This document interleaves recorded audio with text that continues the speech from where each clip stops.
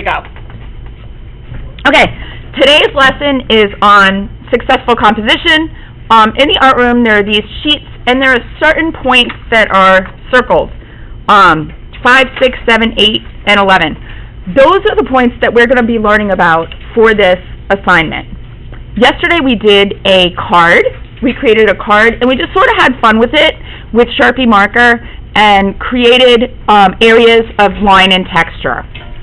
So what we learned about, basically, was already step number 7. Everyone take a look at step number 7. It says, the way you lead the viewer's eye around the image. Where do you want the viewer to look? First, second, etc. How are you incorporating implied lines to connect your form?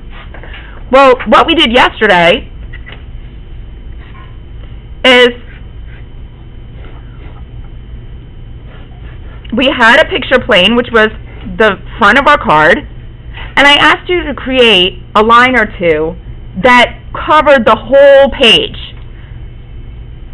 A line straight across doesn't count. A line straight across your page, vertically or horizontally, just breaks up your composition.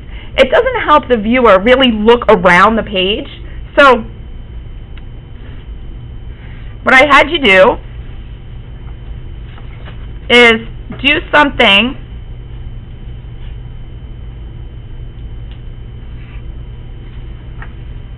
that really covered the whole thing. This is successful. If you love straight lines, that would be more successful.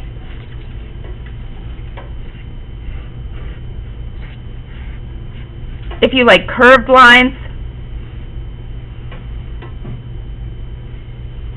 that would be successful. It's really dissecting the whole entire page. Okay? So we already did that. So we can just check that one off. We know that one. Okay? The other thing that we did was we arranged textures on our page. Can I use your card as an example?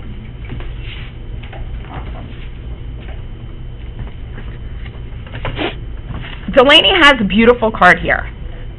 Okay?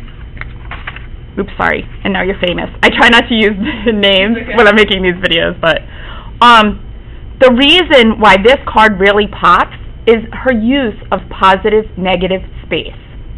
How do you create positive, negative space?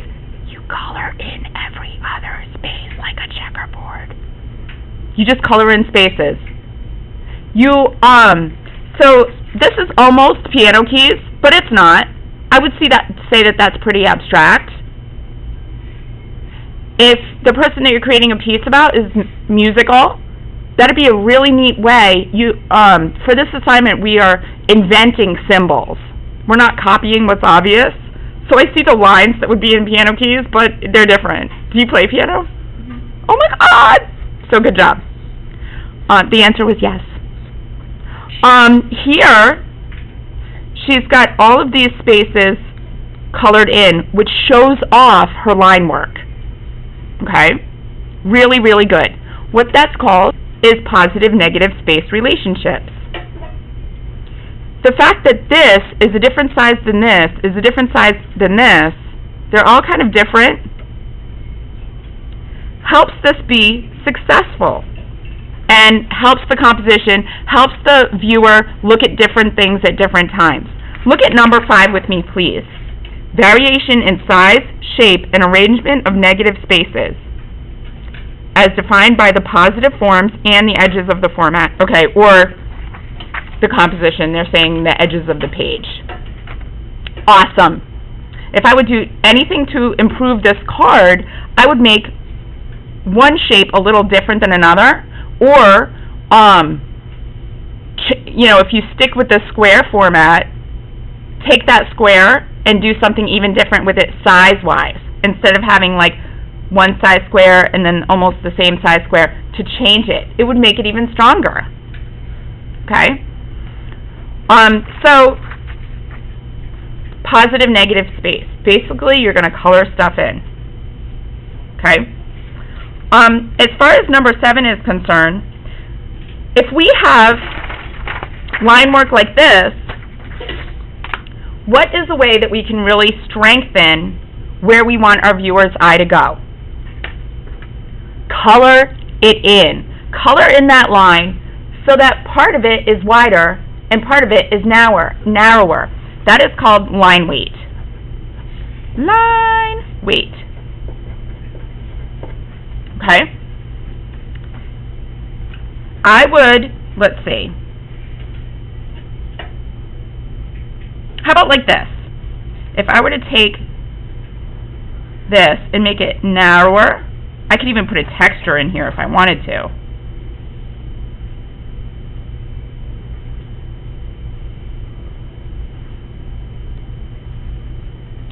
And then color this in. I'm creating positive-negative space relationships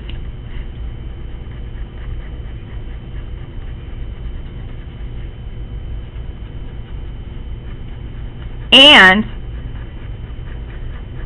I'm changing my line weight or the thickness of line. It's basically like you're saying the same thing.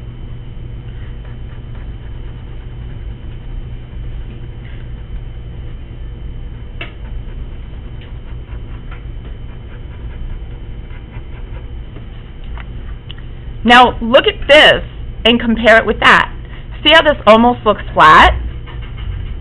Right? So there's a difference. Of course I use marker and I'm trying to use that so it shows up better on the screen. There's something else that you can do, and you can show depth. Which number on our page shows, oh look, the illusion of believable depth or flat space. Okay. What if you wanted the depth to be here in this composition? You could get wider, wider, wider, and wider. There's your sense of space. You color it in. You've got positive-negative space relationships. You've got 4 areas that you can put different textures in that can also support your sense of depth, saying that this is like furthest away. Say you made a texture or a shape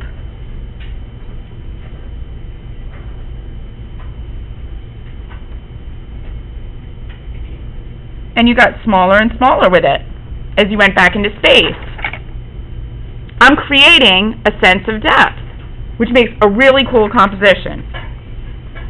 I can color this line in, and I'm changing my line weight. What if I took it a step further and made this wider too? This is like informed doodling. So it's doodling with an extra knowledge or sense of composition. What if, since I can use any medium I want, instead of being black in the center, I transition to gray marker or pencil? Whoa. Then I have even more depth, right? Not only do I have a skinnier line, I'm changing my medium to make it thinner. Or, what if I wanted to use chalk on the outside and transition into, like, thin marker of the same color? Then it gets all fuzzy in the outside, or gets fuzzy down here, and then changes. What I'd like you to do is, I'd like us to stop talking about composition for a second, and I'd like you to take that page where you have your personal, the traits about the person, and your line exercise. Then I'd like you to open your sketchbook to your page that you've cropped.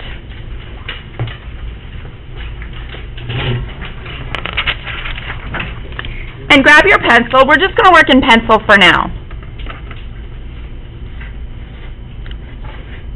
So you have this type of composition, and I would like you to take one line that's on your sheet about the person that you chose and slightly change that line so it fills your entire page. So take a minute to do that.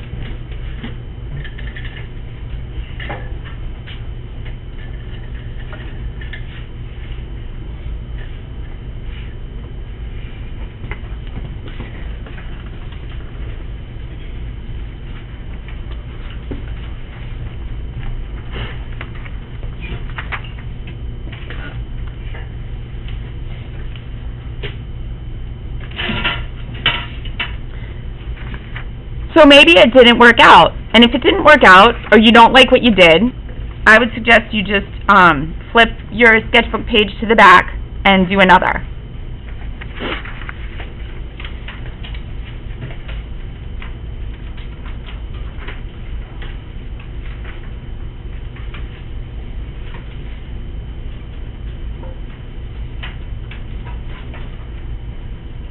Okay.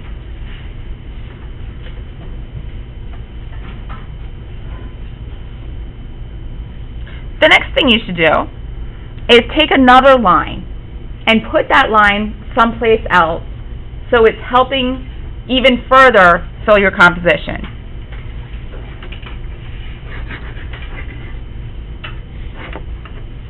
Okay.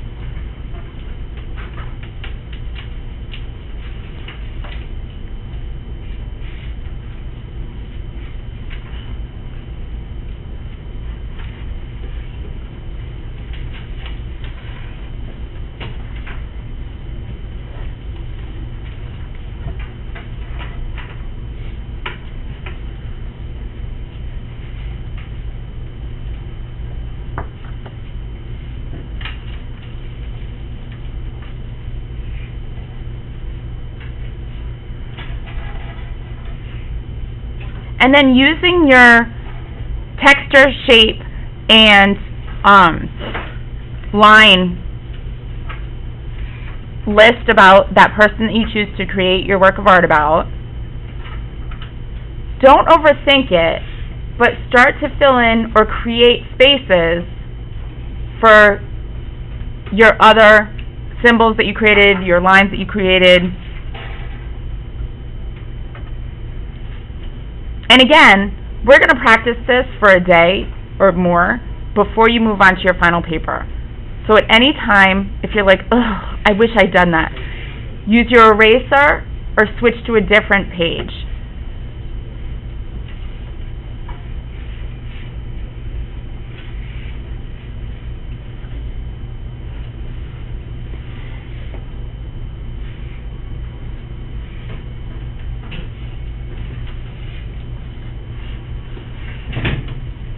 You might notice with your shapes that you create, one shape against another shape might make another cool shape.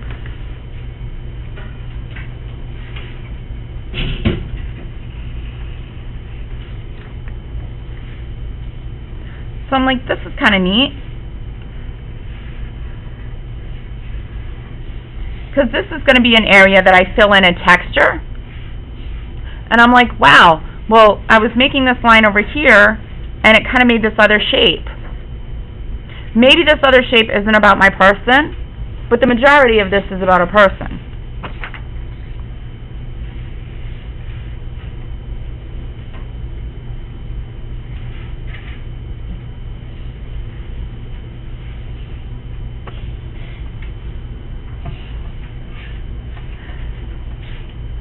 And next, we're going to think about varying the line weight. That's really important. So think about, in your composition, where it might be a good space to make your line thick. Okay? I could make my line thick here, where I kind of have some dead space over here. I could do it here. Or I could do it down here.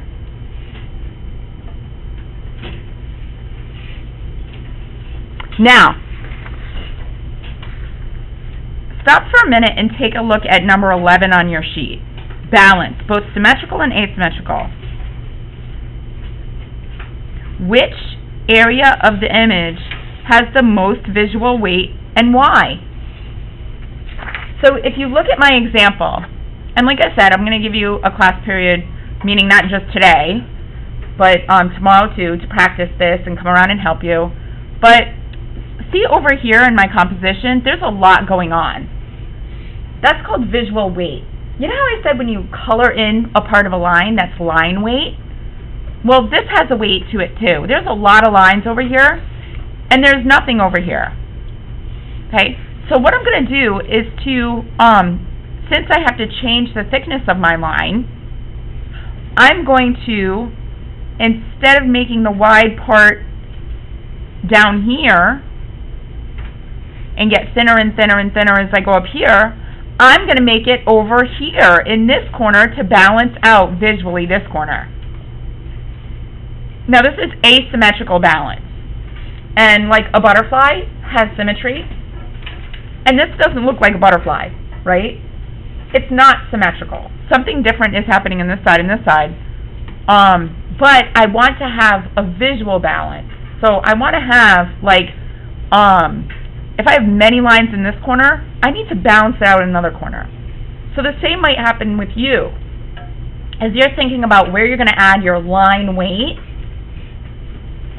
you might have an area that has a lot of lines in it. Make your line thicker in the opposite area, and that'll help visually balance your piece. If we've got that, guess what? Awesome composition. We can check off number 11, visual balance.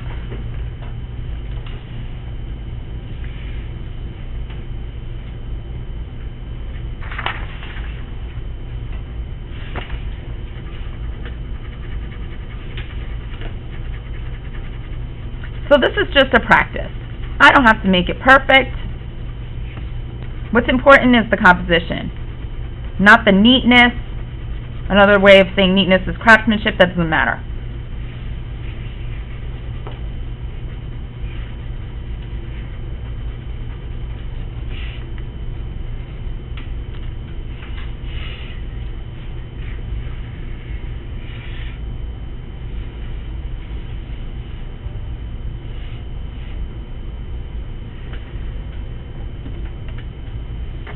Now I know with my shapes and my textures, I am going to have or incorporate variation in size.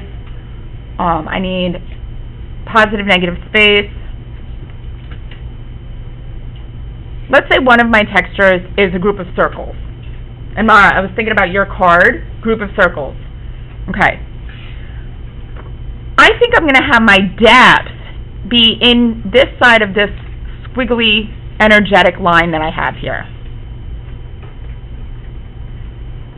I'm going to create a group of circles, and you might be thinking, folks, oh my God, if I do this on my practice and then I do it on my final, that's going to be like the most boring thing ever, making all of these millions of circles. But I'm going to be teaching technique before we start our final project. And one little trick is taking a paintbrush, and you can take a handle of a paintbrush, stick it in paint, dot, dot, dot, dot, dot, and you have dots. Grab a wider brush, a wider handle, and you have wider dots. I'm going to teach you how to do watercolor washes and a few different techniques. So don't worry about how long it's going to take.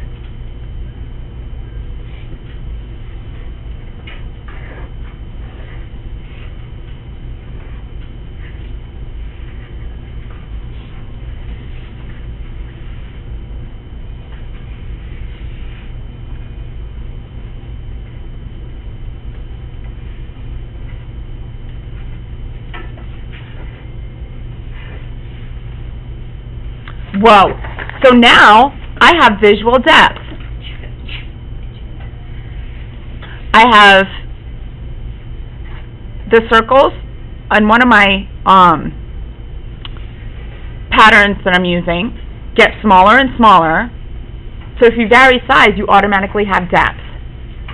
I have varying line weight. My composition's tied together because I have one line, actually two lines, that go through the whole page. And then I really have the freedom, once my composition is good, to be expressive about this person and really experiment with technique. So this is what we're going to practice tomorrow. Does anybody have any questions that might benefit the class? Okay.